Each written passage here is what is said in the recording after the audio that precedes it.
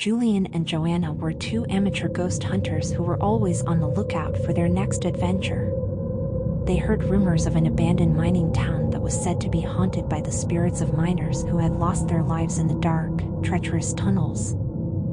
Excited by the prospect of finding evidence of the supernatural, Julian and Joanna made their way to the abandoned town. As they explored the decrepit buildings and mine shafts, they couldn't shake the feeling that they were being followed. Suddenly, they heard the sound of shuffling feet and cackling coming from a nearby mine. They cautiously made their way to the entrance, their flashlights barely illuminating the pitch-black interior. As they entered the mine, they were horrified to find a group of goblins, their eyes glowing in the dark. The goblins were small and ugly, with sharp teeth and claws. They were jumping from one wall of the mine to the other, their cackling filling the air. Julian and Joanna were paralyzed with fear, unable to move or speak. Just as the goblins were about to attack, Julian and Joanna heard a sound coming from deeper in the mine.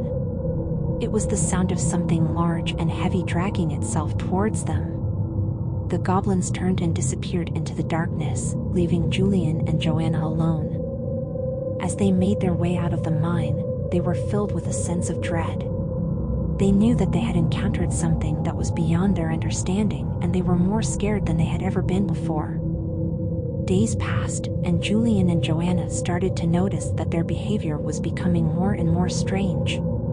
They would have strange, vivid dreams that would leave them feeling scared and confused.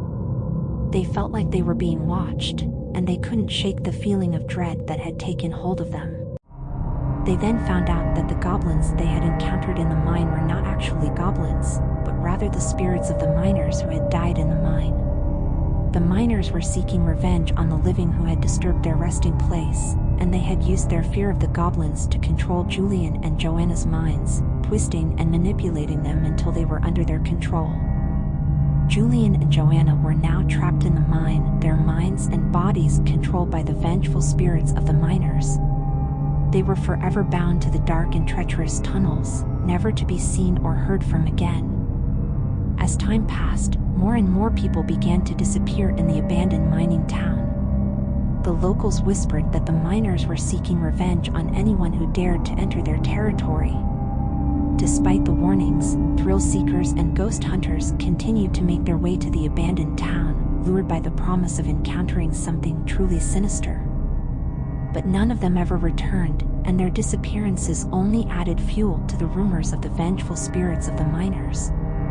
And so, the abandoned mining town became known as a place of death and terror, a place where the spirits of the miners still roam the dark tunnels, seeking revenge on anyone who dares to disturb their resting place.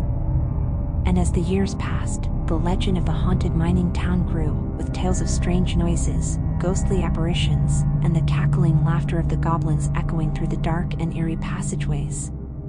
The town was now a place of fear, a place where only the bravest dared to venture. But even the bravest of men would soon learn that the spirits of the miners were not to be trifled with. For they were not just myth, they were a force to be reckoned with, and they would stop at nothing to protect their resting place from intruders.